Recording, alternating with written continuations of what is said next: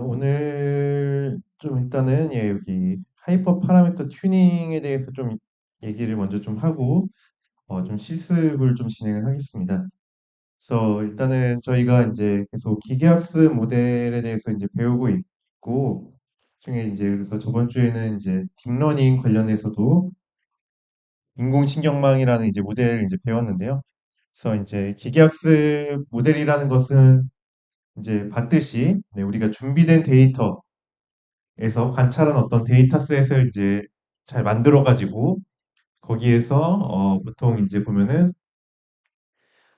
그 측정한 어떤 변수들 우리가 이제 피처라고 많이 얘기하죠.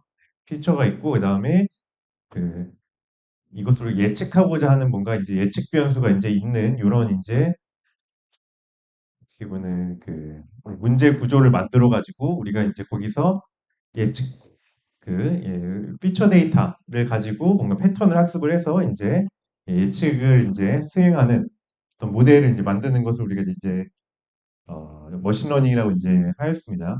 그래서 이제 머신러닝에서는 여러 종류의 이제 알고리즘들이 있고요.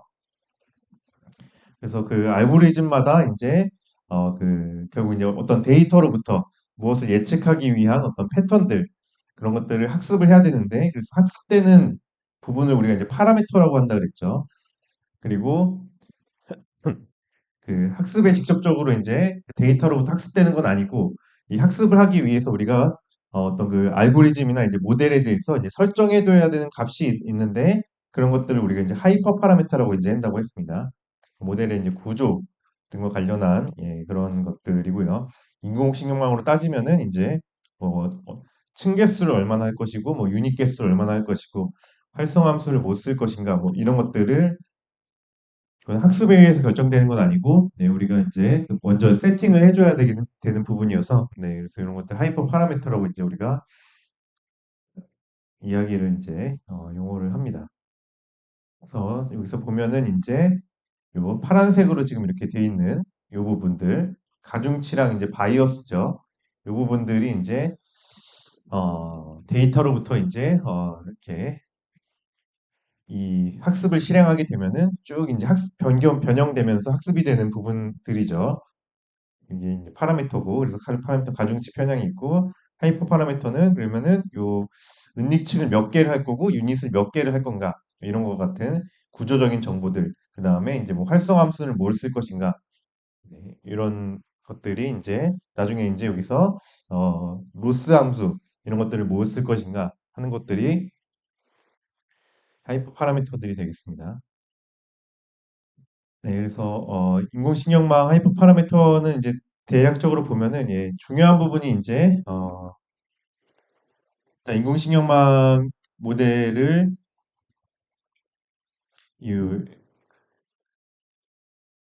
학습할 수 있도록 이제 만들어 놓은 라이브러리가 이제 사이킨런에도 있습니다. 이렇게 뉴럴 네트워크라는 이제 모듈 안에 MLP 클래시파이어 요게 이제 멀티레이어 퍼셉트론에 대한 어, 네, 그 구조가 이미 알고리즘이 다 이제 그 함수로 이제 코딩이 되어 있고요. 그래서 이것도 이제 사용하는 거는 유사합니다. 그래서 그래서 이제 데이터셋이 이렇게 있고 그 데이터셋에 대해서 이제 일단 우리가 이제 빈 모델을 이제 만들죠.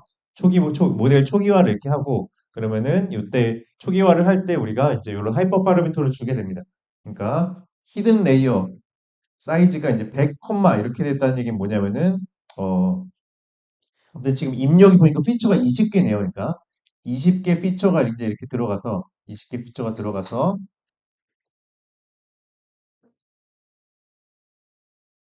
그다음에 이것들이 이제 쭉 이렇게 히든 레이어를 하나 거치죠. 히든 레이어가 근데 1층, 1층이고 그거에 유닛이 100개 있는 레이어라는 얘기죠. 이렇게 해서 히든 레이어가 하나가 있는데 이 유닛은 중간 유닛은 100개 유닛이라는 거죠.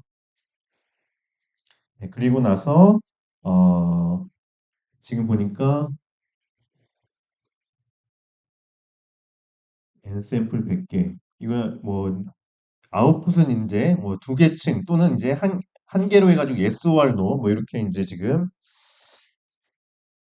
출력이 되는 것 같네요. 네. 그리고 여기서 그래서 여기 지금 중간층을 얼마나 이제 바꿀 것인가, 어떤 이제 구조를 쓸 것인가 하는 부분이 어떻게 보면은 우리가 이제 처음에 설정을 해줘야 되는 설정 값이어서 이제 하이퍼 파라미터로 할 수 있겠고, 그리고 이제 그 액티베이션 펑션은 어떤 걸 쓸 것인가. 이렇게 층 개수는 일단은 1층에 100개 유닛이고, 그 다음에 각각의 여기서 활성 함수들은 멜루를 쓰겠다고 이제 이렇게 지정할 수가 있는 거고요. 그 다음에 이제 맥스 이터, 요 설정 값은 이제 우리가 이제 MLP 클래시파이어가 이제 그 한 번 데이터를 이제 이렇게 쭉 이제 훑어가지고 학습을 합니다. 그걸 이제 보통 이제 이 에폭이라는 용어를 쓰는데, 이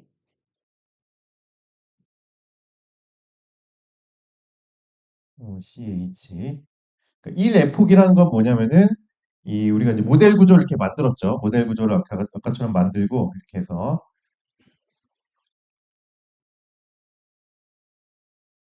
만든 다음에 네, 그럼 여기들이 다 이제 학습해야 될 이런 가중치들이 여기 다 있을 텐데, 가중치랑 바이오스들이 다 있을 텐데, 요거를 이제 우리가 전체 데이터가 이제 예를 들어서 1000개가 있다 그러면은 1000개에 대해서 한번 이제 이 가중치를 쭉 업데이트를 하는 것을 이제 1에폭을 학습했다라고 이제 합니다.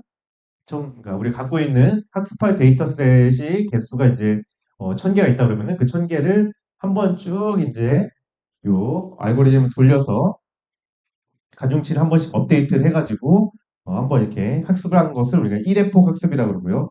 그 F폭을 그래서 이제 많이 할수록 학습이 점점 더 많이 되겠죠. 예, 그래서 근데 최대 몇 F까지 그러면은 학습할 것인가에 대해서 이렇게 또 우리가 설정 값을 줄 수가 있습니다. 네, 아무튼 이렇게 해서 이제 우리가 모델 초기화를 하고 나서 이렇게 모델 초기화를 하고 나서 이제 fit이라는 함수를 통해서 네, 데이터 두 개를 넣어서 x 데이터, y 데이터 넣어가지고 학습을 시키죠. fit이라는 함수 를 통해서. 그리고 이제 새로운 데이터, 테스트 데이터가 있으면은 테스트 데이터에 대해서 이제 예측을 시킬 수가 있고 그 예측된 결과를 확인할 수가 있습니다. 예, 그거 말고도 이제 이러한 이제 추가적인 하이퍼 파라미터들이 더 있다고 할 수 있겠고요. 네, 네, 그리고 이제 또 여기서 몇 개 살펴보면은 여기 히든 레이어 사이즈 요 부분을 이제 예를 들어서 100 콤마, 100 콤마, 100 이런 식으로 준다 그러면은 네, 입력층이 있고 출력층이 있는데 거기 중간에 이제 근닉층, 은닉층을 세 개 층을 만들고 각 층에 유닛을 100개씩 넣으라는 거죠. 네, 이렇게 이제 우리가 이 부분에 대해서 이 옵션에 대해서 이제 이렇게 수정을 해주면은 네, 우리가 이제 바꿀 수가 있고요. 그러면은 이 구조를 바꿀 수가 있고 또 액티베이션 펑션 여기에도 이제 렐루를 쓸 수도 있고 우리가 지난번에 배웠던 뭐 시그모이드 그다음에 뭐 탄젠트 하이퍼볼릭 이런 이제 액티베이션 펑션도 이제 다르게 써볼 수가 있고요. 또 이제 솔버라는 것은 이제 그러면은 그 아마 우리 뭐 딥러닝 이제 원투 이럴 때 이제 배웠을 텐데요. 어, 그러니까 우리가 이제 그 가중치를 업데이트할 때 어떤 알고리즘을 통해서 업데이트할 건가 하는 거죠. 뭐 아담부터 해가지고 네, 여러 알고리즘들이 있죠.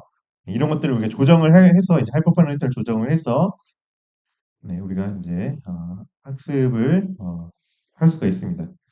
근데 그러면은 우리가 이제 여러 개의 이제 사실 옵션이 있다는 거죠. 예를 들어서 어, 나는 그러면은 히든 레이어 사이즈를 그냥 1 은닉층에 이제 하나 100개 유닛을 써보겠다. 그리고 렐를 쓸 수도 있고요. 그다음에 솔버랑 아담을 쓸 수도 있고, 그다음에 뭐 다른 옵션들 또 있겠죠. 뭐 히든 레이어 사이즈를 좀 더 바꿔서 좀 해보고 싶다. 은닉층을 두 개를 넣고, 그다음에 각각의 유닛을 50개씩 넣는다든지, 그리고 액티베이션 펑션은 탄젠트 하이퍼블릭을 쓰고, 솔버는 이제 아담을 쓴다든지 이런 식으로 좀 다른 구조들을 우리가 실험을 해볼 수가 있을 겁니다. 그래서 그 중에서 이제 여러 번 실험을 하는 거죠. 같은 이제 지금 어떻게 보면은 같은 이제 인공신경망에 이제 멀티레이어 펄셉트론을 이제 쓴다고 하더라도 서로 다른 하이퍼 파라미터들을 이제 쓰게 되면은 모델 자체, 구조 자체가 달라지게 되고 아마 결과도 다르겠죠, 그러면. 그래서 예측력이 높은 애들을 여러 개 이제 옵션 중에서 이제 하나 골라서 쓰겠다라고 이제 우리가 이렇게 접근을 할 수가 있겠죠.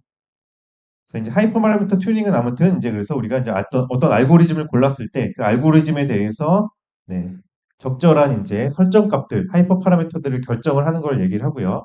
그래서 요것도 마찬가지로 네, 보통 예, 그 우리가 이제 배웠던 그 교차 검증과 같이 이렇게 몇 개 이제 우리가 이제 테스트해 볼 네, 후보군을 추려가지고 하이퍼 파라미터 후보군을 추려가지고 이것들로 실험을 해보고 보통 이제 교차 검증해보고 높은 애를 이제 고르는 방식으로 이렇게 이제 설정을 하게 됩니다. 이렇게 함으로써 이제 같은 알고리즘이지만은 조금 더 이제 정확도가 높은 모델들에 대한 이제 하이퍼 파라미터를 찾아가는 거죠. 그래서 이제 그런 이런 과정을 우리가 하이퍼 파라미터 이제 튜닝이라고 이제 말을 합니다. 그래서 이제 하이퍼 파라미터 이제 튜닝하는 방법에는 이제 어떻게 보면은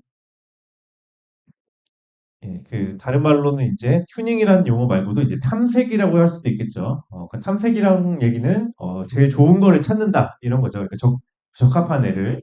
그래서 그 하이퍼 파라미터 튜닝하는 거고 하이퍼 파라미터 이제 탐색하는 방법에는 이제 여기서 나온 것도 이제 그리드 탐색이라는 이제 방법이 있습니다. 그 그리드 탐색이라는 방법은 각각의 이제 여러 이제 설정 값들에 대해서 이제 후보 옵션들을 이제 좀 나열을 해보는 겁니다. 그러니까 예를 들어 히든 레이어 사이즈에 대해서는 내가 첫 번째 옵션은 예, 100개 유닛, 1층 100개 유닛, 2층 50개 유닛, 3층 이제 20개 유닛 뭐 이런 식으로 내가 좀 더 실험적으로 이제 검증해보고 싶은 그런 이제 설정 값들 후보군을 쭉 나열을 해보는 거죠. 액티베이션 펑션에도 마찬가지고 솔버에도 마찬가지고 그러면은 이 세 개의 옵션에 대해서 사실은 이제 후보군들은 그 거의 이제 그 곱하기식으로 이제 증가가 됩니다. 그러니까 예를 들어서 첫 번째 100개 한 계층에 100개 유닛을 쓰고 렐로 유닛을 쓰고 아담을 쓰는 이런 이제 후보도 생길 수 있겠죠. 두 번째 후보는 100개 유닛 쓰고 탄젠트 하이퍼블릭 쓰고 아담 쓰고 이런 식으로 쭉 이제 우리가 이제 이렇게 각각의 이제 설정값에 대해서 옵션들을 만들었다고 했을 때 옵션들의 조합들이 쭉 이제 후보군으로 나오게 될 겁니다. 후보군들을 다 해보고 다 이제 검증 실험을 해보고 그래서 그 중에서 좋은 거를 찾겠다라고 하는 모든 조합에 대해서 다 탐색을 해보겠다고 하는 게 이제 요 그리드 탐색의 이제 방식이고요. 예, 근데 그리드 탐색을 하는 경우에는 뭐 생각해보면 알겠지만은 이제 요런 우리가 이렇게 좀 탐색하고 싶은 하이퍼 파라미터 개수가 늘어날수록 그리고 그 각각 하이퍼 파라미터에 대해서 탐색해보고 싶은 어떤 값들, 옵션들이 늘어날수록 이게 그리드 탐색을 하면은 곱하기 식으로 늘어나기 때문에 굉장히 이제 실험해야 될 횟수가 늘어나게 됩니다. 그러면은, 우리는 이제 뭐, 실험을 근데 딱 이 뭐, 여기 이제 그래서 이제 5개, 2개, 3개, 2개 뭐 이런 식으로 해가지고 총 이제 뭐 200번을 해야 된다. 어떤 실험에 대해서 그리드 서치를 했을 때 200번을 해야 한다 그러면은, 근데 200번을 다 검증하기엔 좀 시간이 없겠다라고 하면은, 우리가 좀 몇 개를 줄여야겠죠. 그래서 그 랜덤 탐색이라는 것은 아까 그 그리드 탐색 중에서 일부 랜덤하게 이제 뽑아가지고, 네, 그 방법을 탐색해보고, 네, 그 중에서 이제 좋은 애를 고르는 방식이 되겠습니다. 그래서 랜덤 탐색을 하게 되면은 그리드 탐색하는 것에 비해서 몇 개 뽑아서 랜덤하게 뽑아서 후보군을 실험하면 되는 거기 때문에 해야 될 실험들이 이제 줄게 되겠죠. 그리드 탐색을 하게 되면은 후보군 모두를 시도하기 때문에 최적의 하이퍼 파라미터를 발견할 가능성이 높지만은 탐색 시간이 많이 걸리고요. 랜덤 탐색 같은 경우에는 후보군 중에 일부만 시도하기 때문에 그 모든 그리드 탐색에 비해서 최적의 파라미터를 발견할 가능성은 좀 더 낮겠죠. 하지만은 탐색 시간이 적게 걸리는 이런 장점이 있습니다. 몇 회 탐색할지를 정할 수가 있고요. 그래서 일단은 요걸 가지고 한번 좀 해볼까요?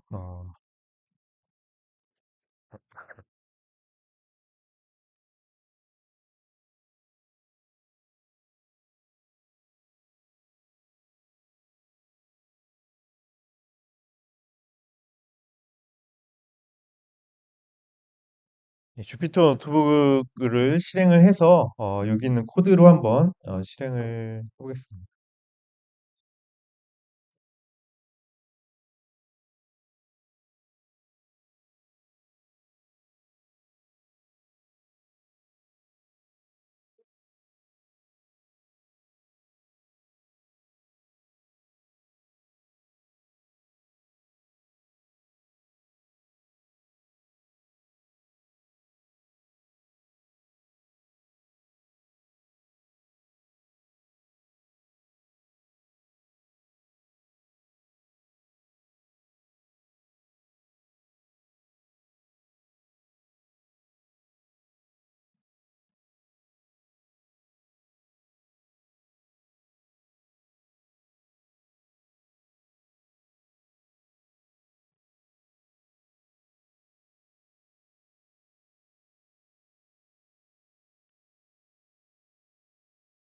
네,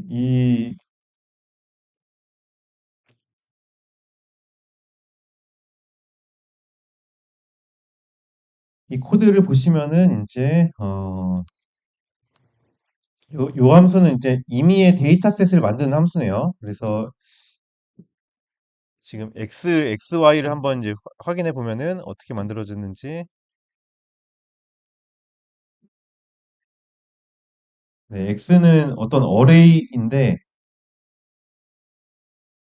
피처가 지금 20개고 n 샘플이 100개죠. 그러니까 이렇게 보면은 피처가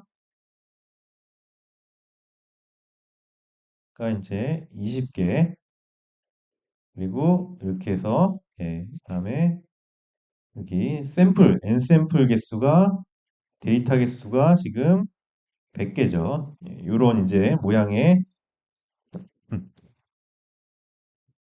비율대로 좀 나눠 더 해보면은 요렇게 생겼겠네요. 이렇게. 음, 요렇게 되고 그다음에 Y 같은 경우에는 여기다가 라벨이죠.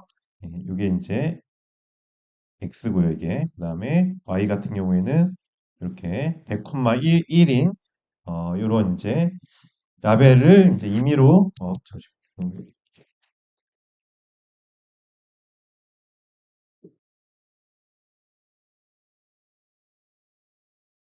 요런 구조의 이제 데이터인 거죠. 요거를 요 코드에서 지금 이렇게 해서 생성을 했고요. 이렇게 해서 그래서 이제 여기서 트레인 테스트 스플릿이라는 이제 함수를 통해 가지고 이렇게 stratify y 그러니까 y가 이제 아마 1, 0, 1, 0 뭐 이런 식으로 되어 있을 텐데 요거에 대해서 지금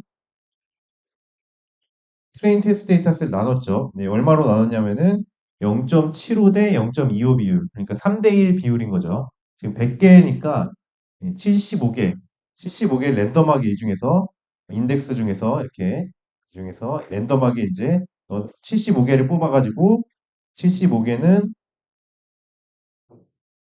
75개는 이제 트레인으로 하고 그 다음에 나머지 25개는 테스트로 이제 이렇게 어, 데이터셋을 분리를 한 거죠.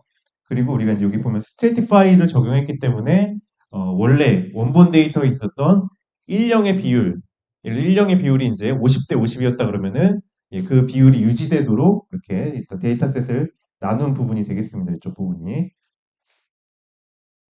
네, 그리고 아까 본 대로 우리가 이제 이렇게 지금 빈 모델을 이제 하나를 이제 만들었죠. 이렇게 해서 그다음에 여기 코드 6번째 줄 코드는 이제 MLP 클래시파이어라고 하는 빈 그 인공신경망 모델을 이제 불러오고요.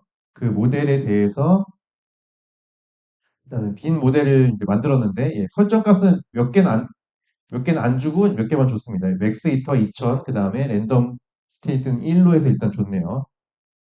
그리고 이제 여기다가 우리가 이 MLP 클래시파이어는 이제 얘기했지만은 아까 파라미터가 있고 이런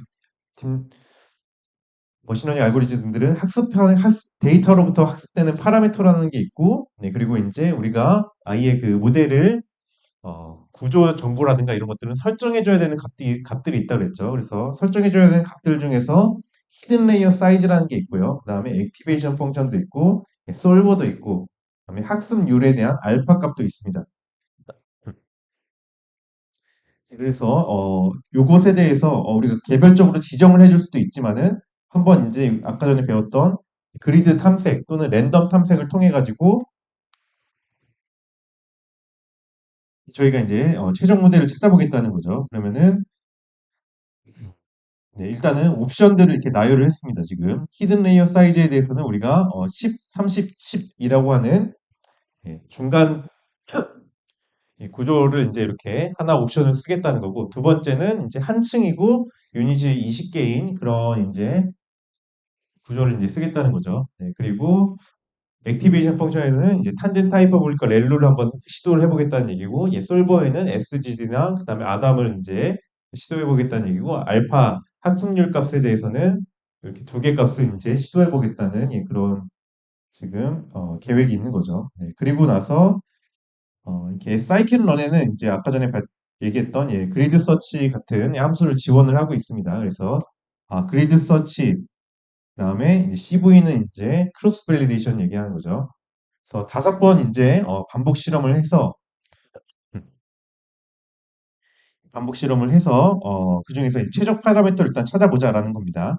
그래서 보니까 일단 빈 모델을 이제 넘겨주게 되고요. 그다음에 아까 우리가 탐색해야 될 파라미터 스페이스에 대해서 넘겨주게 되고 그다음에 이제 CV는 5 이렇게 지정을 해줬죠. 그래서 각 지금 이제 그러면은 이렇게 하고 나서 이제 이렇게 피트를 하게 되면 그리드 피트를 하게 되면은 우리가 이제 아까 배웠던 이제 옵션들을 조합을 쭉 해놔가지고 각각 옵션들에 대해서 다섯 번씩 한번 이제 실험을 해보고 그 중에서 이제 정확도가 높게 나오는 또 베스트 파라미터를 이제 결정을 한다는 거죠. 어,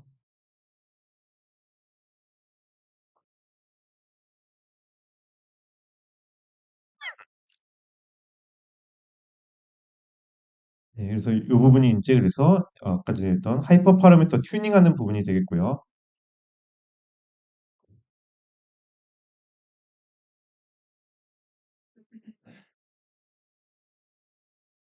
네, 그래서 그러면 지금 몇 회나 그러면은 우리가 실험을 할 것인가, 학습하고 테스트를 해볼 것인가, 요 함수를 실행할 때, 요 함수 실행할 때 몇 회를 테스트할 것인가를 생각해 보면은 아까 서치해야 될 이제 하이퍼 파라미터 모델이 그러니까 첫 번째 후보군, 예를 들어 첫 번째 후보군은 MLP 클래시파이어의 그 다음에 그 히든 레이어 사이즈가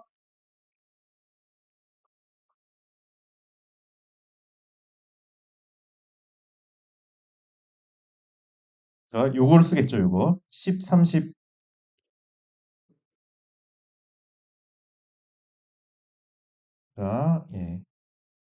10, 30, 10 얘를 쓸 거고 그 다음에 액티베이션 펑션은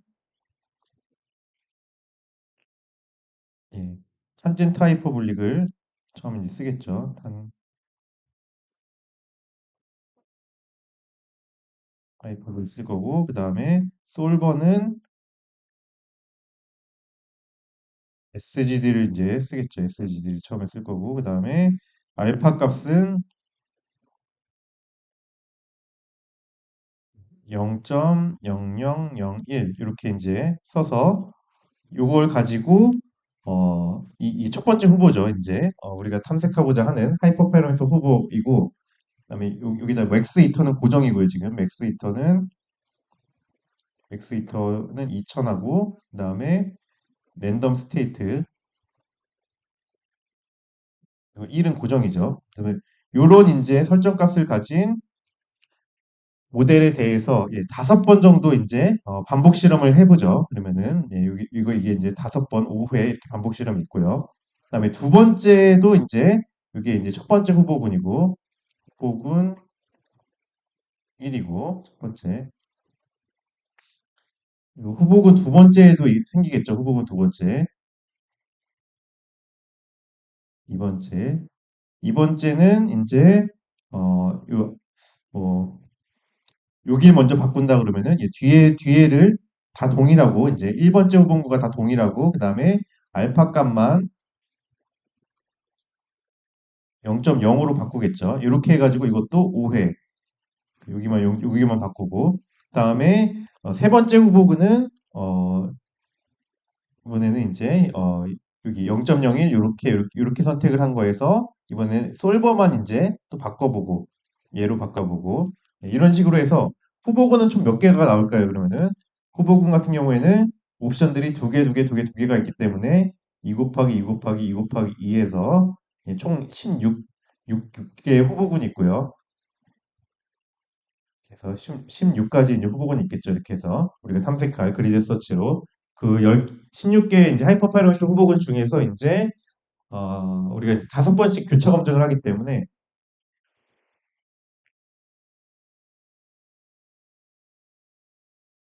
총 이제 요 그리드 핏이라는 요 함수를 실행할 때 우리가 요 학습하고 그다음에 이제 검증해보고 이렇게 할 테스트는 총 이제 그래서 80번 실험이 이제 일어나게 되는 겁니다. 요 함수 안에서. 네, 그래서 그 80번 실험을 다 해보고 그중에서 제일 좋았던 후보군 하이퍼 파라미터를 이제 고르게 되는 거고요. 그래서 그 결과를 이제 이렇게 보여주는 거죠. 그래서 그리드 리절트 베스트 스코어를 보니까 제일 좋았던 그런 이제 것에 이제 정확도는 이제 0.9466이었고 그다음에 그때 제일 좋은 정확도를 달성했을 때의 베스트 파라미터 하이퍼 파라미터는 이거였다. 액티베이션 펑션은 탄젠트 하이퍼볼릭, 알파는 0.001, 그다음에 히든 레이어 사이즈는 요 중에서 이제 요거 한 층에다가 이제 20개 이제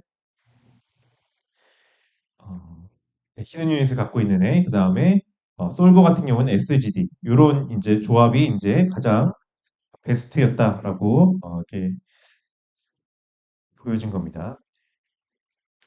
그래서 이제 여기서 예, 파라미터의 모든 조합이 아까 전에 총 몇 번 학습을 할 것인가 요 함수를 특히 실행할 때 요쪽 이 함수 그리드 핏이라는 이 함수를 실행할 때 네, 총 이제 16개 조합에 5번 교차 검증이 있기 때문에 총 80회의 학습이 이제 되게 되겠습니다. 네, 그래서 이제 이렇게 최적의 하이퍼 파라미터를 우리가 이제 찾았기 때문에 이 하이퍼 파라미터를 써가지고 우리가 이제 새로 이제 모델을 만들게 될 거고요. 어, 모델에서 새로 이제 이니시에이션 다시 이제 초기화를 이렇게 하고 그 다음에 여기에다가 이번에는 어, 트레인 데이터를 전체를 가지고 이제 학습을 시키죠. 그리고 나서 이제 아까 전에 안 썼던 아까 그리드 서치 할 때는 그래서 따로 이제 우리가 이제 테스트 데이터는 안 썼습니다. 그래서 테스트 데이터에 대해서 우리가 예측을 하고 이렇게 해서 실제로 정확도를 이제 구해보게 되겠습니다. 네, 그래서 이 랜덤 서치 같은 경우에는 네, 아까 전에 그 그리드 서치와 달리 이 부분만 바꿔주면 되고요. 마찬가지로. 네, 그러면은 랜덤 서치를 하는데 랜덤 서치 같은 경우에는 요 부기에 더 나왔죠. 총 이제 몇 개나 이제 16개 후보군 중에서 3개만 해보겠다는 거죠. 3개만 랜덤하게 뽑아가지고 우리가 서치를 해보겠다. 그렇게 나왔을 때 3개 후보군 중에서 가장 좋았던 애는 이러한 지금 그 하이퍼바런트 조합을 가지게 되는 거고요. 그때 정확도는 0.87799였다. 이렇게 됩니다. 그래서 이제 그래서 랜덤 서치 CV 설정을 이렇게 했을 때 우리가 요 랜덤 fit 요 함수에서 지금 학습을 진행하게 되는데 몇 회 학습이 일어났냐라고 하면은 그러니까 이제 3번 하이퍼파이스토미터 조합 중에서 랜덤하게 3개만 선택했죠. 그리고 고차 검증 5회 하기 때문에 총 이제 15회 정도 15회 여기서 학습이 일어나게 됩니다. 자, 이렇게 해서 마찬가지로 그리드 서치를 쓰든 랜덤 서치를 쓰든 베스트 하이퍼 파라미터 모델을 이제 하이퍼 파라미터 조합을 이제 골라지게 되면은 그 조합에 대해서 우리가 새롭게 이제 학습을 하고 그다음에 이제 이렇게 프레딕트를 해보면 되겠습니다.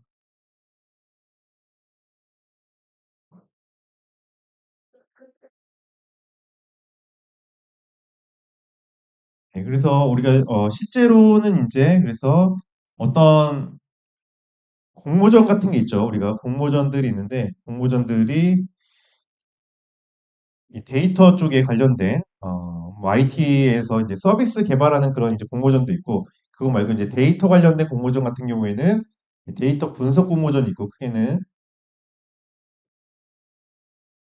그다음에 두 번째는 이제 이 모델링 공모전 쪽 있죠. 모델링. 그러니까 데이터 분석 공모전은 이렇게 데이터를 쭉 이제 뭐 공공 데이터를 준다든지 아니면은 알아서 이제 데이터를 수집하게끔 할 수도 있고요.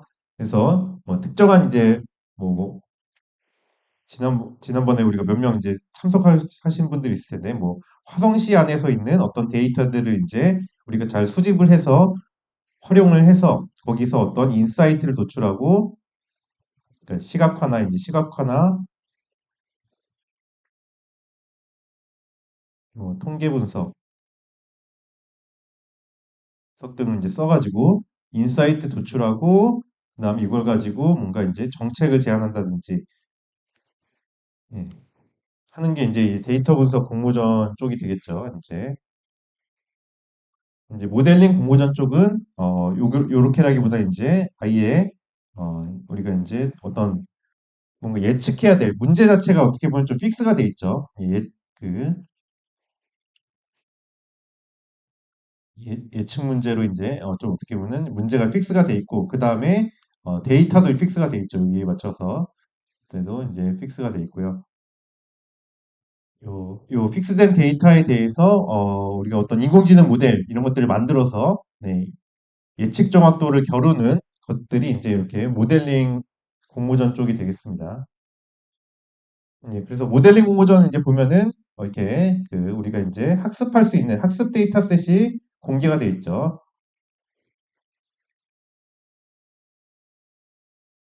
그러면 그리고 이제 예측 데이터셋 실제로 이제 테스트 데이터셋 같은 경우에는 시험 데이터셋은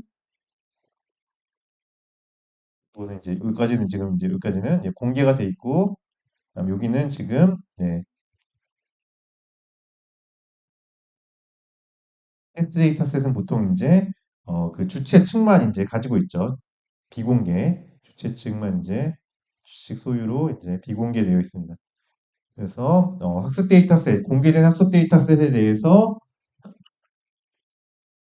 인공지능 모델을 만들어 가지고 네, 그 모델을 제출하기도 하고 또는 정답이 이제 가려져 있는 테스트 데이터셋에 대해서 정답을 예측해서 그 예측된 정답을 네, 이렇게 업로드하게끔 돼 있죠.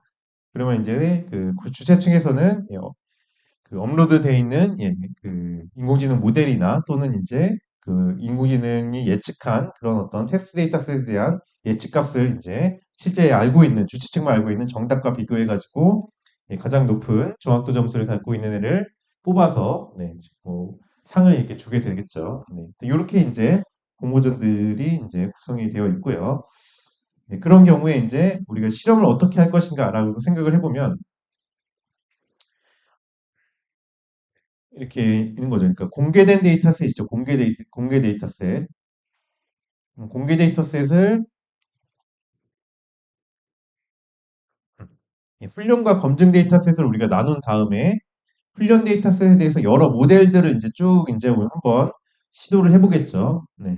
여기서 여러 모델이라는 건 그 알고리즘 얘기하는 거고, 뭐, 그 가장 이제 예전에 좀 더 이제 쓰던 모델인 뭐 나이브 웨이즈, 뭐 디시전 트리, 뭐부터 해서 SVM부터 해서 기타 여러 머신러닝 모델, 또 뭐 랜덤 포레스트 트리 기반의 뭐 랜덤 포레스트 모델이라든가 뭐 XG 부스트, 캡 부스트 이런 모델들을 쭉 한번 테스트를 해보고, 그래서 뭐 교차 검증까지 해보는 거죠. 이렇게 반복을 해서 좋은 모델 한 10번씩 이제 공개 데이터셋에 대해서 교차 검증을 해서 10번 정도 이제 뭐 반복한 다음에 좋은 모델 이제 고르고 그 모델에 대해서도 여러 이제 하이퍼 파라미터들이 있잖아요.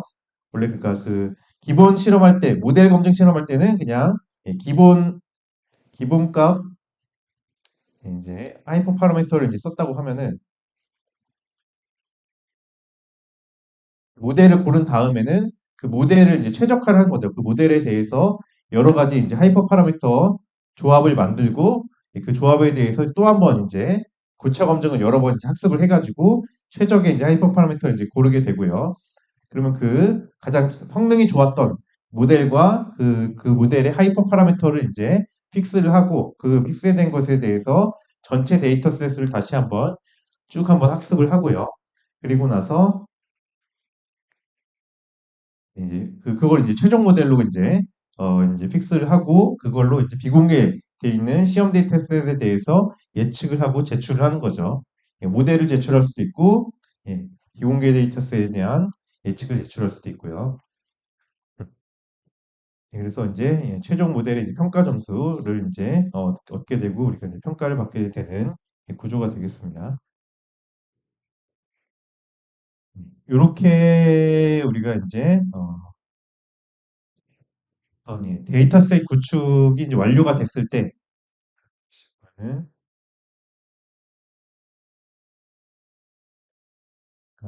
일단 데이터 머신러닝을 하기 위해서는 뭐 예측 모델을 만들기 위해서는 데이터셋 구축이 돼야 되죠.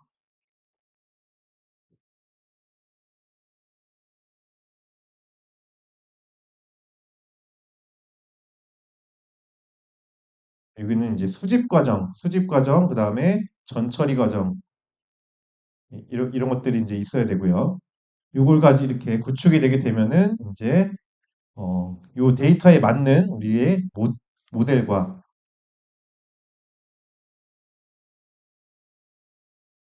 이 모델과 그다음에 그 하이퍼 파라미터들 설정 값들을 우리가 결정을 해야 되고요.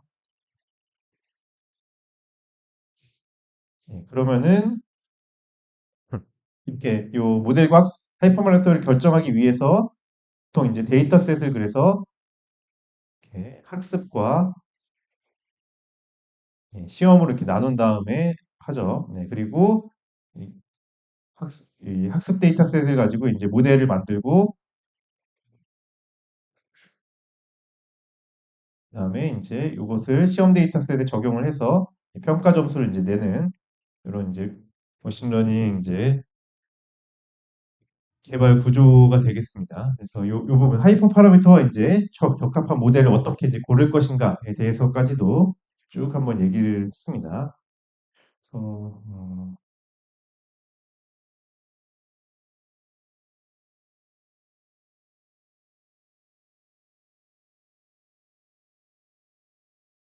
그래서 이제 특히 이제 여러 이제 우리 알고리즘, 머신러닝 알고리즘 중에서 인공신경만 기반의 이제 알고리즘들이 이제 완전히 대세가 이제 되었죠. 네. 그래서 이제 흔히 딥러닝이라고 하는 부분이 여러 다른 기존의 트레디셔널한 이제 머신러닝 알고리즘을 제치고 이제 정확도가 굉장히 이제 우수하기 때문에 지금 많이 쓰고 있습니다. 그래서 그 부분에 대해서 좀 더 이제 우리가 인공신경화 모델에 대해서 좀 더 이제 우리가 좀 보려고 하는 거고요. 그래서 여기서 이 강의 콘텐츠 게시판 이제 가보시면은 제가 이제 코드 하나 이제 좀 올려놨습니다. 이렇게 파이터치 실습 코드.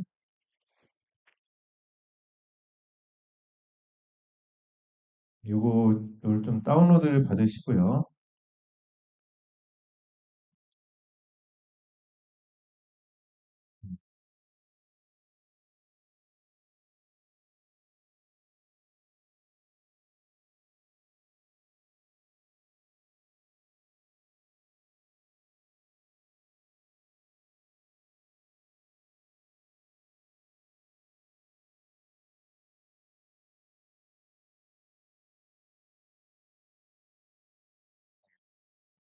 다운로드 받고 압축도 푸시면은 용량이 좀 꽤 큽니다. 그래도 데이터까지 같이 들어가지고 네, 이런 이제 파일들을 볼 수가 있고요.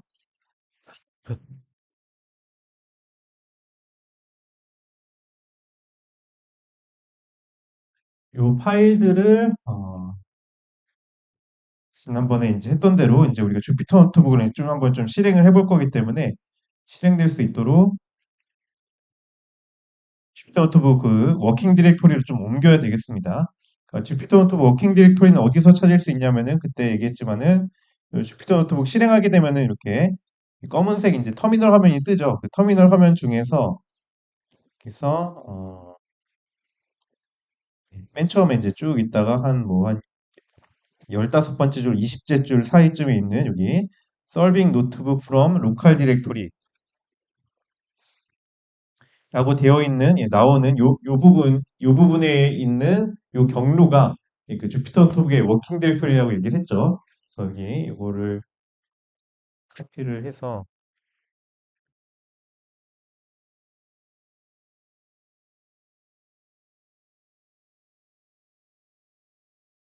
일로 이제 이렇게 이동을 하면은 이 워킹 디렉토리가 나오고 그 중에서 하나 폴더를 하나 새로 만드셔가지고 잘 이렇게 만드셔서 거기다가 뭐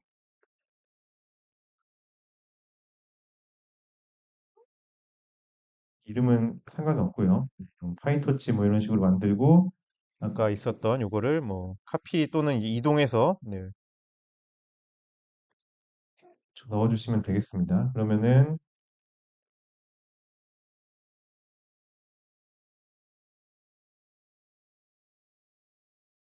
여기 주피터 노트북 다시 이제 워킹 디렉토리 가보면은 이렇게 새로 폴더 만들어진 거 볼 수 있고요.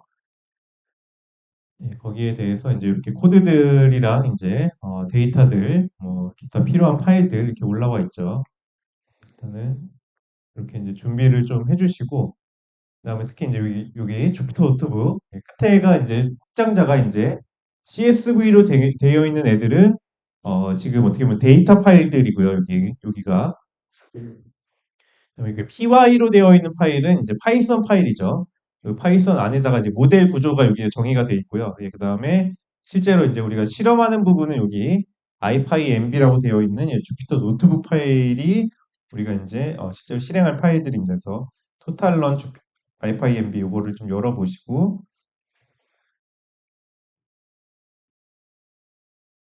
그러면은 이렇게 라이브러리 로드부터 해가지고 쪽 이제 이렇게 실험 뭐 이렇게 있는 게 나올 겁니다. 일단은 이제 무작정 한번 이제 한번 쭉 실행을 한번 런 올 해서 한번 실행을 쭉 한번 해보시면은 아마 여기부터 아마 좀 걸릴 텐데 라이브러리 로드부터 걸릴 수가 있습니다.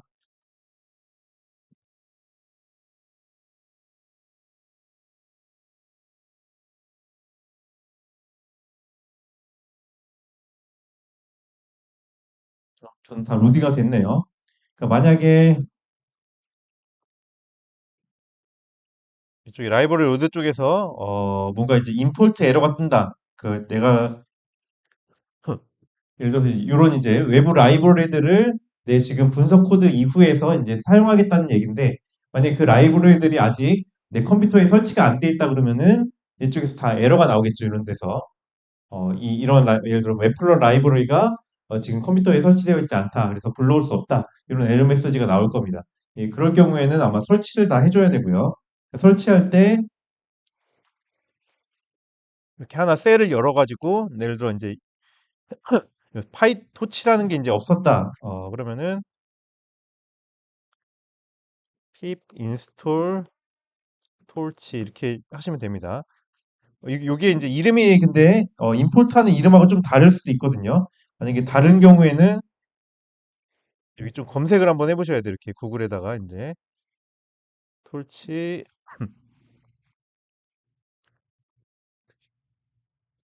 이런 식으로 파이토치 인스톨 명령까지 인지하는 게 낫겠네요.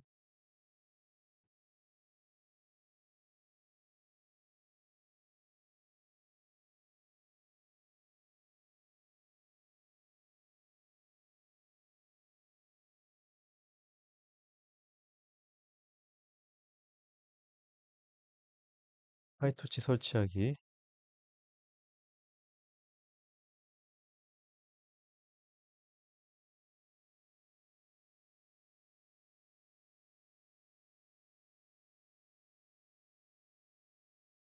네, 이렇게 이제 하시면 pip이라는 걸 쓰면 되고, 그러면은 그냥 pip 인스톨 토치 이렇게 하면 설치가 될 것 같네요. 이렇게 하면은 이런 방식으로 해서 지금 보니까 파이토치도 좀 설치가 돼 있어야 되고요. 그다음에 사이킨런 또 설치가 돼 있어야 되고 뭐 판다스, 예, 매플란리브, 그 다음에 넘파이, 요 글로브는 아마 기본으로 설치가 돼 있을 것 같고, 타임, 뭐, 랜덤, 뭐, 이거, 여기도 다 기본으로 설치되어 있을 것 같네요. 예, 넘파이, 매플란리브, 판다스, 사이켄러, 그 다음에 톨치. 음, 예, 요거까지만 이제 설치하면은 일단은 실행은 될 것 같네요. 네. 그래서 이렇게 해서 만약에 라이브러리 설치 안 돼 있다 그러면은 이렇게 셀 하나 여서서 예, 이렇게 설치 명령해서 느낌표 붙이셔야 됩니다. 느낌표 pip install 어쩌고 라이브러리 이렇게 해가지고 예, 설치를 쭉 하시면은 예, 되겠습니다. 지금 35분이니까요. 일단은 50분까지 예, 쉬겠습니다. 네, 다시 하겠습니다. 네, 이 파이토치 관련된 코드에서 저희가 첫 번째 셀은 이 파이썬 토치 코드에서 사용하는 그 라이브러리들, 주피터 노트북에서 사용하는 그 라이브러리들을 임포트하는 부분이라고 했죠. 네, 특히 여기서 기본적으로 안 깔려 있는 외부 우리가 설치해야 될 라이브러리들은 넘파이, 매플란리브, 판다스, 그다음에 사이킨런, 토치 등이 있습니다. 특히 이제 여기 토치 이 부분이 이제 딥러닝 전용 라이브러리가 되겠고요. 아까 그 설치하는 방법 이제 말씀드렸죠. 만약에 내 컴퓨터에 라이브러리 설치가 안 돼 있다. 그러면은 임포트 할 때 에러가 날 거고요. 그럴 경우에는 이제 PIP에서 인스톨해서 뭐 톨치 뭐 이런 식으로 실행을 해서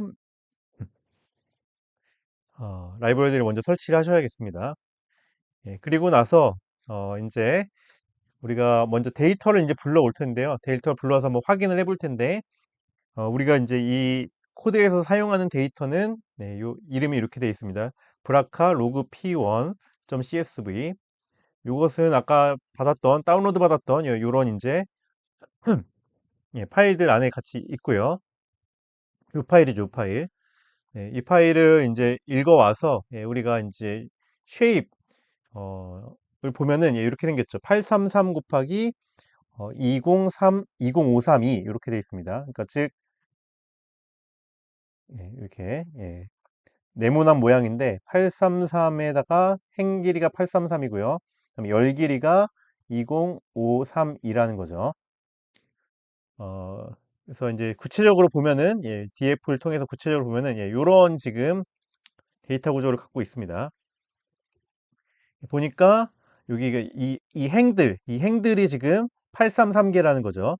그리고 요 열들이 지금 몇 개냐면은 아까 전에 20532개라는 겁니다.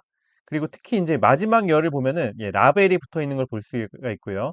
그 라벨의 종류는 이렇게 우리가 이제 요 프린트 여기서 보면 알 수 있듯이 라벨 칼럼에 대해서 우리가 밸류 카운트를 해보면은 루미널 A라는 게 룸 A가 432개, 룸 B가 194개, 베이잘이 140개, 헐투가 67개 이렇게 이제 나오게 됩니다.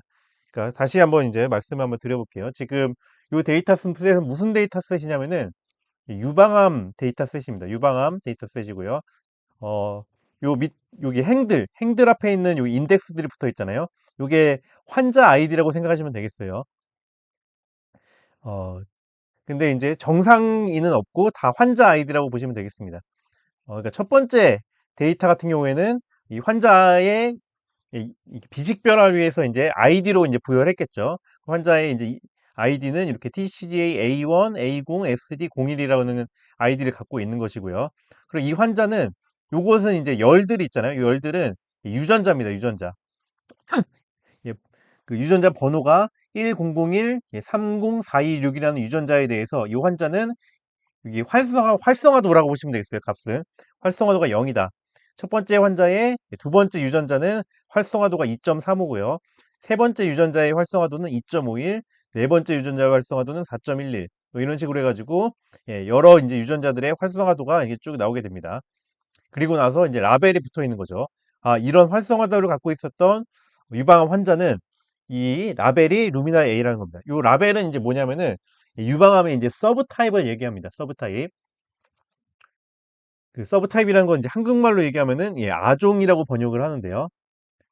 그러니까 우리가 원래 이제 우리가 암을 어떻게 구분하냐면은 암이 이제 발생한 장기에 따라 구분하죠. 그러니까 암이라는 것은 그 장기에 따라서 장기 위치에 따라서 뭐 위암, 위에 생겼으면 위암이죠. 그 다음에 간에 생겼으면 간암, 폐에 생겼으면 폐암, 뭐 갑상선에 생겼으면 갑상선암 이런 식으로 일단은 그 암이 발생했던 조직 위치에 따라서 구분을 합니다. 그리고 그 유방에 생겼으면 유방암이죠. 근데 요 각각 암들은 또 이제 그 같은 유방암이라 그래도 그 서브 타입 아종들이 또 이제 있다는 겁니다. 아종들. 그 중에 하나가 유방암 아종이 룸 A라는 거고 또 다른 아종은 룸 B. 다음에 이제 뭐 베이잘이라는 아종도 있고요. 허투라는 이제 아종도 있습니다. 요런 이제 아종들은 그 같은 유방암에 생긴 유방암이지만은 그 어떻게 보면은 그 나중에 이제 암이 발전하는 거 우리가 그걸 예후라고 얘기하는데 예후가 좀 서로 다릅니다. 특징이랑 이제 특징과 예후가 다릅니다. 그래서 우리가 이제 이렇게 그 같은 유방암이라고 할지라도 이제 아종으로 구분을 해가지고 또 별, 개별적으로 치료 전략을 짜는 거예요. 그래서 이제 이 데이터셋은 그럼 뭐냐라고 하면은 환자 아까 전에 총 833명이었죠. 833명의 유방암 환자에 대해서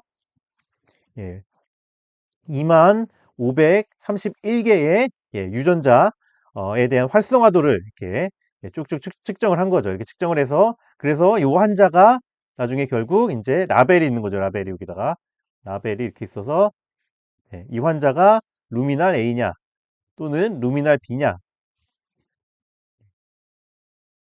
이 두 번째 환자는 루미날 B냐 또 다른 환자는 뭐 베이잘이냐 이런 식으로 라벨이 붙어 있는 거라고 보시면 되겠습니다. 우리가 이제 이런 데이터셋 구조는 우리 기존의 실습에서도 봤었죠. 어떤 데이터셋이 있었냐면은 첫 번째로 예를 들어서 아이리스 데이터셋이 있었죠. 아이리스 데이터셋도 그 총 150개 아이리스가 있었죠. 그리고 총 4개의 피처가 있었죠. 세팔 랭스, 위스, 페탈 랭스 위스 요런 이제 가지고 첫 번째 아이리스가 뭐 예를 들어 이제 세토사냐 이런 이제 아이리스의 아종을 맞추는 그런 이제 데이터셋이었죠. 그리고 뭐 두 번째 이제 아이리스는 벌시칼라냐, 벌지니카냐, 뭐 이렇게 해서 아종을 맞추는 데이터셋이 있었습니다. 요것에 그 데이터 개수가 800개로 늘어나고, 그 다음에 그 피처의 개수가 4개에서 아이리스 데이터보다 2531개로 늘어난 그런 좀 더 이제 확장된 데이터라고 이제 보시면 되겠어요. 그리고 거기에 들어있는 정보는 유방암 환자의 정보인데, 암이 유전자가 얼마나 발현됐을 때, 그 라벨이, 서브타임 라벨이 뭔지를 이제 이렇게 분류하고 예측할 수 있는 그런 데이터셋 구조라고 하겠습니다. 그래서 전체로 보니까 전체 833명의 유방암 환자 중에서 그 루미날 A가 몇 명이 있냐면은 약 432명은 루미날 A라는 거죠. A 타입이고 그 다음에 194명은 루미날 B 타입이고요.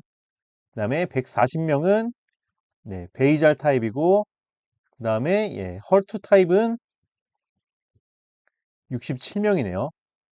이렇게 이제 우리가 나눠질 수가 있고 그래서 어떤 데이터가 왔을 때 기존에서 요 833개 중에서 일정 부분을 우리가 일정 부분을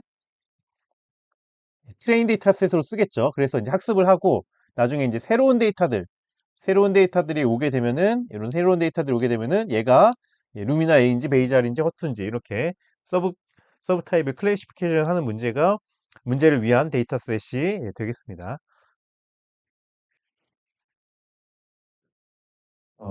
이제 여기서 이 나머지 이제 뭐 또 다른 암들이에요. 이 블레이드 캔서, 그 다음에 프로스테이트 캔서 뭐 이런 이제 암들이라고 이제 보시면 되겠고, 그래서 마찬가지로 그 암들도 이렇게 서브 타입이 이제 있게 되어 있습니다. 그래서 이걸 가지고 한번 이제 딥러닝을 통해서 한번 예측을 해보자 이런 지금 상황인 거고요.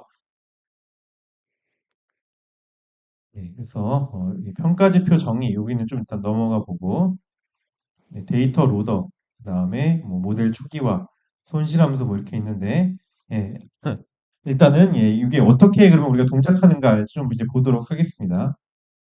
일단 예, 파이토치를 이제 쓰게 되면은 네, 일단은 이렇게 아무튼 데이터를 불러와야 됩니다. 데이터를 요 함수에서 지금 로드 데이터라는 함수에서 지금 데이터를 이제 불러오게 돼 있죠.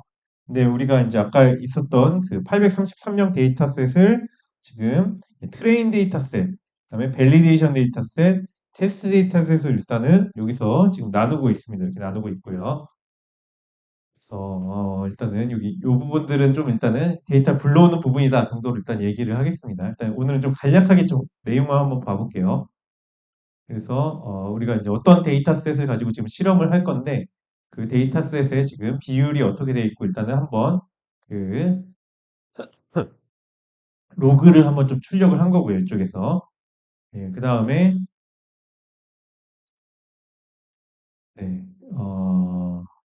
예, 그래서 여기서 이제 모델을 이제 이쪽에서 초기화를 하는 겁니다. 그래서 여기서 초기화를 하고 그리고 나서 그 모델이 이제 인공신경 모델이라는 걸 그때 이제 좀 보면 알겠지만은 그때 예, 이렇게 입력층이 있고 예, 히든층이 있고 결국 출력층이 있었죠. 이렇게 출력층이 있고 그 출력층이 나오는 결과와 이게 Y 프레딕션이라 그러면은 예, 실제 답 요거의 차이를 최소화하도록 이제 요 웨이트와 이제 바이어스들이 쭉 이제 학습이 되는 게 이제 인공신경막 학습에 올리었죠. 그래서 요렇게 이제 요 차이, 그 프레딕션한 것과 그 다음에 실제 결과, 실제 정답과 이제 차이를 어떻게 우리가 표현할 거냐. 예, 가장 많이 쓰는 차이는 뭐 이런 것들이 있죠. 이제 대표적인 게 예, y 프라임과 그러니까 실제 예측한 것과 실제 정답과의 차이를 빼서 제곱한 거. 이게 이제 민스퀘어 에러라고 해가지고 이제 MSE라는 이제 어, 차이 함수죠. 차이 함수를 이제 손실함수, 로스 펑션이라고 얘기를 하는데, 예, MSE라는 종류도 있고, 이 손실함수 정의에 대해서도 뭐 이제 우리가 크로스 엔트로피라고 하는 그런 이제 손실함수도 있습니다. 그러니까 이 어떤 손실함수를 일단 쓸 건가를 정의를 하는 거죠, 여기서. 그리고 또 이제 나중에 그 이 딥러닝을 할 때, 네, 어떤 이제 옵티마이저를 쓸 건가. 딥러닝을 통해 가지고 이제 우리가 이제 학습을 하는데 파라미터들을 데이터에 맞춰 가지고 조정을 하는데 아까 전에 봤던 뭐 아담이라는 옵티마이저도 있고요. 뭐 SDG라는 이제 SGD라는 옵티마이저도 있고 예, 여러 종류가 있습니다. 그래서 이 옵티마이저 어떤 거 쓸 건가 여기서 일단 이렇게 결정을 하게 되고요. 예, 그래서 이제 아까 전에 얘기했던 이제 에폭이라는 게 있죠. 에폭. 하나의 데이터셋을 쭉 한번 이제 돌려가지고 한번 학습을 이제 완수하게 되면 그게 이제 1에폭이라고 이제 했습니다. 그래서 최대 몇 에폭까지 우리가 학습을 할 건가에 대해서 이제 이렇게 정해주게 됩니다. 그리고 그러면 이제 학습할 거기 때문에 모델 트레인이라고 이렇게 선언을 해주고 그 다음에 이 데이터 로더에서 그 한번 이제 학습을 할 네, 그 데이터를 불러옵니다. 그래서 여기가 이제 배치라는 개념이 나오거든요. 배치. 배치라는 개념은 이제 뭐냐면은 우리가 아까 전에 전체가 이제 833명이었죠. 833명에 2531개의 이제 피처가 있었고요. 이 중에서 아마 이제 뭐 6대 2대 2 이렇게 이제 하면은 개수가 어떻게 나누죠? 개수가 여기서 499개 대 499개가 트레인이고요. 트레인으로 쪼개지고 그 다음에 이제 167개가 이제 밸리데이션 데이터셋 그 다음에 167개가 테스트 데이터셋으로 이렇게 쪼개져서 한번 실험을 해보고 있는 겁니다. 이렇게 쪼개져 있고 그 다음에 우리가 이제 이 트레인 데이터셋 가지고 지금 학습을 하고 있는 거죠. 트레인 데이터셋 가지고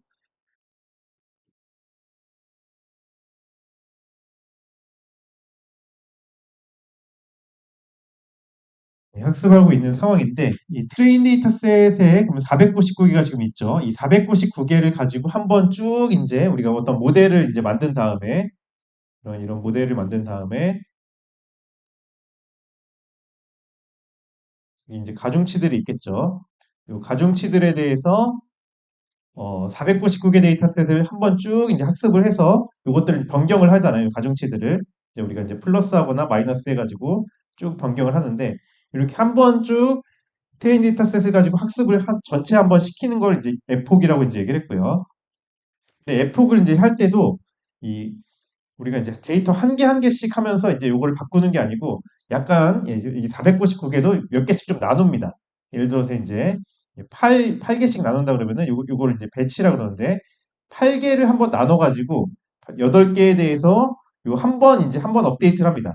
그리고 또 그다음 8개에 대해서 한 번 업데이트하고 또 그다음 8개에 대해서 또 한 번 업데이트하고 이러면은 총 이제 우리가 499개이기 때문에 총 몇 개 배치가 나오냐면은 88에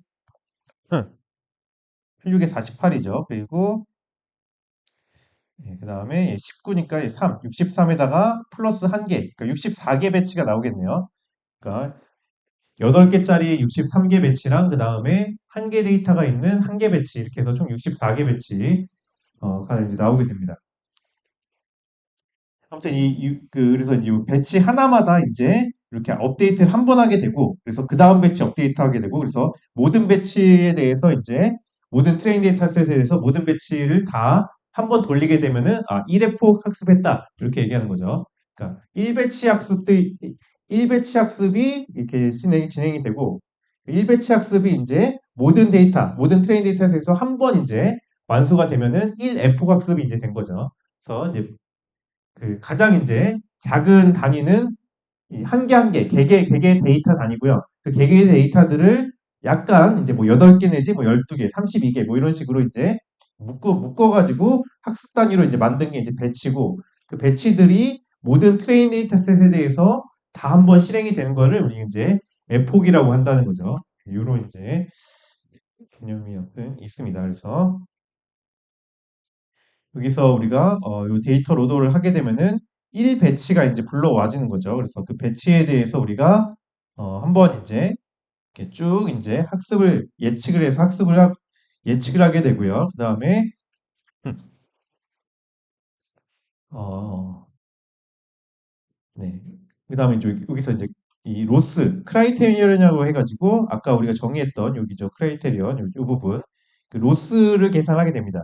그러니까 우리가 예측했던 것과 프레딕션과 그 배치에 대한 예측을 계산하게 되고 그 배치 예측을 로스라고 하고 그 로스를 기반으로 해가지고 우리가 이제 지난 시간에 잠깐 이제 얘기를 했었는데 백프로파게이션이라는 걸 통해 가지고 그 가중치를 업데이트를 합니다.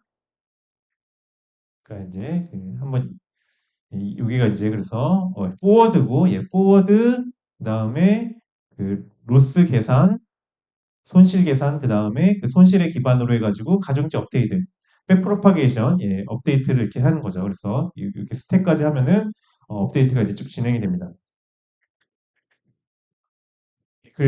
그리고 이제 요 배치들을 어, 네,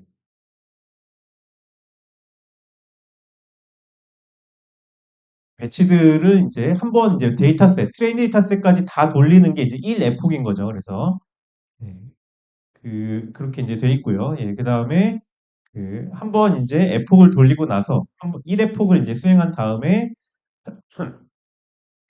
이 밸리데이션 데이터셋을 가지고 우리가 이제 한번 그 프레시전, 리콜 우리 여기 배웠죠 이것도 이런 이제 정확도 같은 것들을 쭉 이제 계산을 하는 거죠. 프레시전, 리콜, F1, 어큐러시 그 다음에 MCC 뭐 이런 이제 우리가 배웠던 그 평가 지표, 분류 평가 지표를 가지고 이제 밸리데이션 데이터셋에 대한 평가 지표를 계산을 합니다. 조금이 그거고요. 사실은 요 테스트 데이터셋에 대해서는 사실은 안 하는 게 맞는데 그냥 이 테스트 데이터셋에 대해서도 그 1회폭 실험이 끝나면은 이렇게 해서 이제 지금 평가 지표를 계산을 한 거고요. 정확도 계산을 했고 그래서 그 정확도 계산한 거를 그 F옥을 반복할 때마다 계속 이제 누적을 해가고 있는 거죠, 지금.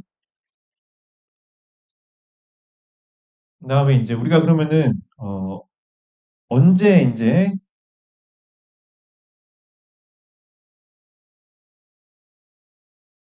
이 학습이 끝나는가?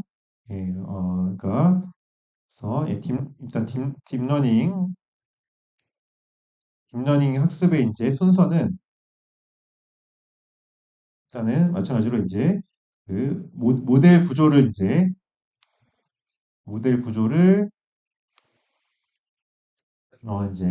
정의를 하고요. 예, 확정을 하고 예를 들어서 내가 이제 이렇게 입력층이 일단은 우리 지금 데이터셋은 입력 유닛이 5만 2531개였죠. 2531개의 피처를 갖고 있고 그리고 중간층을 정의를 해야겠죠. 그래서 중간층을 내가 이게 1024, 1024, 1024에 그다음에 512 유닛에 그다음에 128 유닛에 뭐 예를 들어 64 유닛 이런 식으로 내가 이제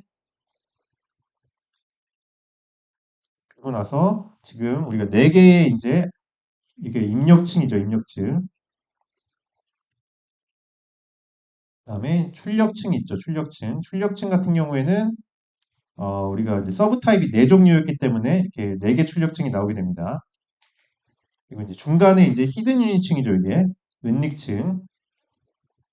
은닉층을 이런 식으로 이제 구성을 했다 그러면은 이게 모델 구조를 정의를 한 게 되겠죠. 그리고 나중에 이제 여기 또 하이퍼 파라미터로 정해줘야 될 게 이렇게 출력층이 나왔을 때 이 출력값이 나오면은 실제 정답이 있을 거고요. 그 정답과 그 비교하는 오차 함수 또는 이제 다른 말로는 손실함수, 손실함수도 정해줘야 되고, 네. 그다음에 또 이제 이 나중에 오차를 계산해서 결국 이제 백프로파게이션 해가지고 가중치를 업데이트할 건데 어떻게 업데이트할 것인가? 그 결국 학습 알고리즘도 이제 골라줘야 됩니다. 알고리즘도 이제 아담도 있고 뭐 어떡하네 SGD도 있고 뭐 기타 등등의 알고리즘도 이제 골라줘야 되고요. 이렇게 아무튼 이렇게 해서 모델 구조와 그다음에 정의를 하고 그다음에 이런 그 하이퍼 파라미터들 모델 구조 N 하이퍼 파라미터들 정의하고 그리고 나서 일단은 학습 데이터셋에 대해서 학습 데이터셋에 대해서 일단은 순전파 여기서 한번 순전파에서 쭉 이제 데이터를 넣어주게 됩니다. 이제 학습 데이터셋은 근데 학습할 때 일단 배치 단위로 학습하게 된다 그랬죠. 배치 단위로 학습하고 1배치 단위가 1배치씩 해가지고 모든 데이터셋에 대해서 배치가 완료가 되면은 그게 1에폭이라고 했고요. 1배치 단위 1에폭 그다음에 그래서 배치 단위마다 이제 순전파를 하고 그다음에 요거 이제 로스 계산하고 손실 계산 그다음에 이제 역전파하고 그다음에 가중을 통해서 이제 가중치를 이제 업데이트 함으로써 이제 학습이 이제 일어나게 됩니다. 이렇게 해서 1배치씩 해서 모든 배치가 다 끝나면은 1에폭이 이제 일어나는 거죠. 1에폭. 그리고 나서는 이제 다음 순서로 그 예, 그죠 이제 그 검증 데이터셋 또는 이제 그 시험 데이터셋에 대해서 여기 같은 경우에는 역전파는 안 하죠. 학습할 게 아니기 때문에 순전파만 하고 그다음에 그 손실 계산하고 그다음에 또 기타 정확도 계산을 하고요. 이렇게 해서 그 에폭에 대해서 정확도를 이제 보관을 하게 됩니다. 그러면 이제 1에폭이 끝나면은 얘가 처음에는 랜덤하게 일단은 가중치가 있다가 1에폭이 끝나게 되면은 가중치가 굉장히 데이터에 이제 적합하도록 이제 핏이 됩니다. 학습이 되고요. 그래서 그러면은 1회 폭 끝나고 2회 폭이 끝나면은 좀 더 학습을 했겠죠. 3회 폭이 끝나면 좀 더 학습을 했을 거고 4회 폭이 끝나면 좀 더 학습을 했을 거고. 그래서 우리가 이제 그 최대 이제 언제까지 학습할 거냐? 무한정 학습할 수는 없기 때문에 보통 맥스 에폭을 정해주게 됩니다. 그러니까 맥스 에폭 전에 어떻게든 끝나는 거죠. 그리고 맥스 에폭 전에 이제 종료가 되어야 하고, 근데 그 맥스 에폭까지 다 끝내고 종료할 수도 있고요. 네, 그 전에 이제 우리가 맥스 에폭 도달하기 전에 중간에 종료하는 방법이 있습니다. 학습 종료하는 방법이 있는데, 그걸 우리가 보통 이제 조기 학습 또는 이제 얼리 스타핑이라고 얘기를 합니다.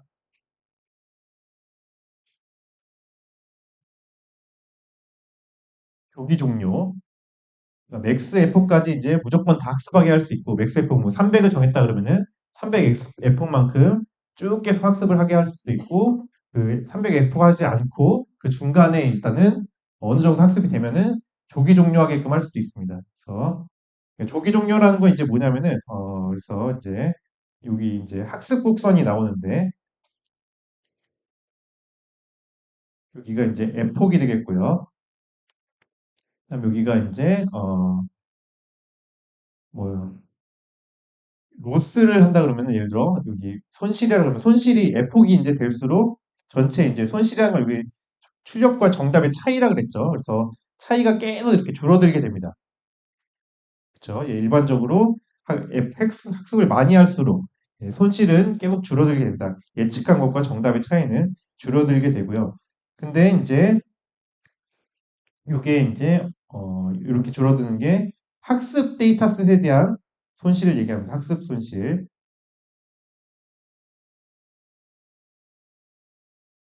근데 보면은 우리가 이제 꼭 그 검증이나 이제 시험 데이터셋에 대해서는 이렇게 무작정 줄어들지 않아요.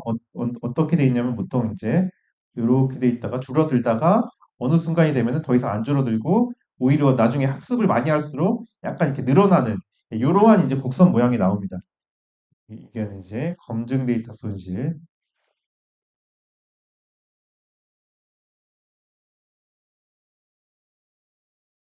예, 그러니까 왜 그러냐면은 여기 그 이제 이게 일반화라 그러는데 일반화.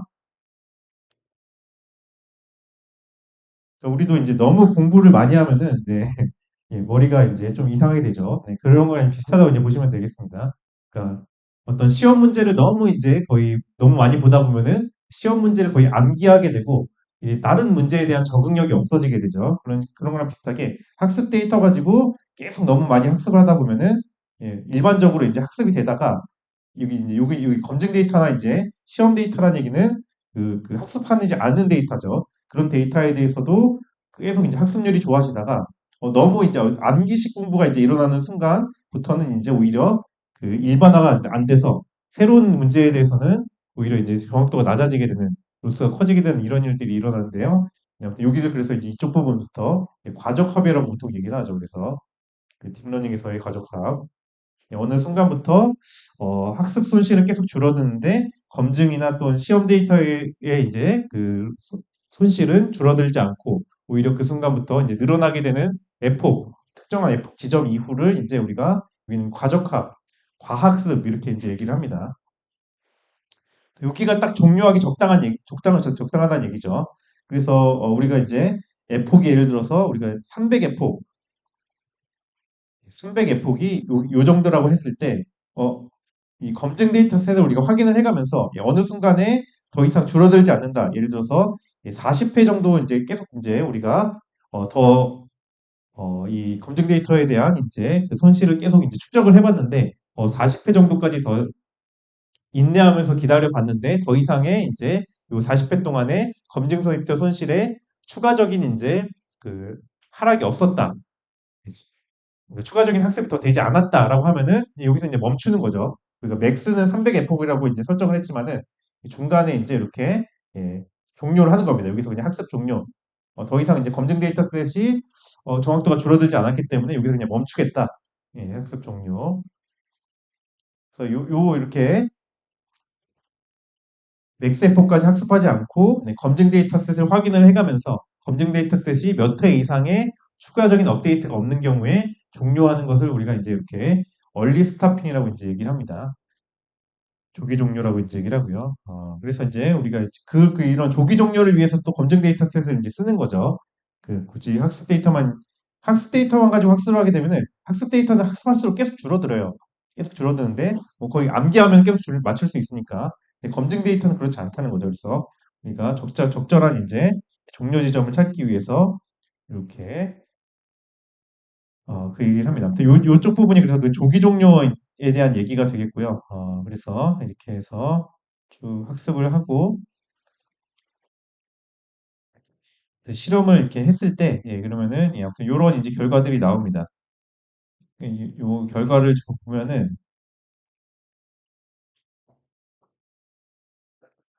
여기서, 그러니까 약간 브라카라고 하는 유방암 데이터셋에 대해서 지금 이렇게 우리가 실험을 한 거고, 그 다음에 전체 데이터가 이제 833개인데, 그 데이터에 있는 그 샘플 환자를 지금 이제 학습, 밸리데이션 테스트로 해가지고 499대 167, 167 이렇게 나눴다는 얘기입니다. 그리고 모델 같은 경우에는 우리가 일단 여기서 지금 오늘 안 봤는데 네, MLP 모델에 대해서 지금 1024, 그러니까 세 개의 이제 은닉층을 썼는데 첫 번째 은닉층은 1024개 유닛, 두 번째 은닉층은 512개 유닛, 세 번째 은닉층은 64개 은닉층 유닛을 써가지고 이렇게 3층으로 구성된 예, 모델을 이제 사용을 했고 그다음에 뭐 이제 뭐 노 배치 노멀라이션 노 드랍아웃인데 이거는 나중에 얘기를 하고요.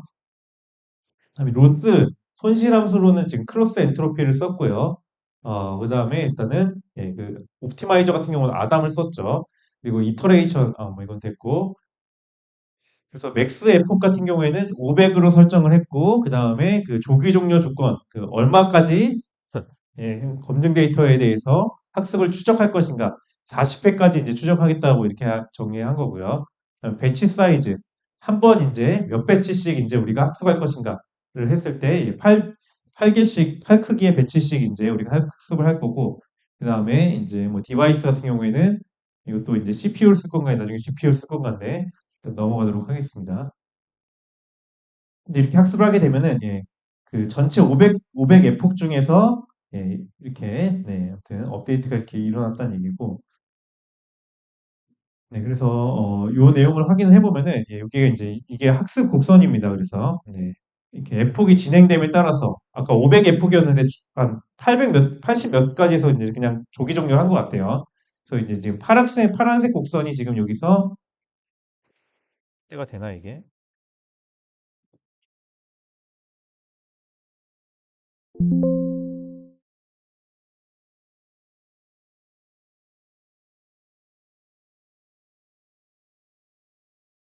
네, 이게 이제 학습 곡선인데 그 쭉 에폭이 진행됨에 따라서 에폭이 이렇게 진행됨에 따라서 그 로스가 계속 줄어들죠 이렇게 보면 이렇게 해서 줄어드는 상황인 걸 볼 수가 있고요.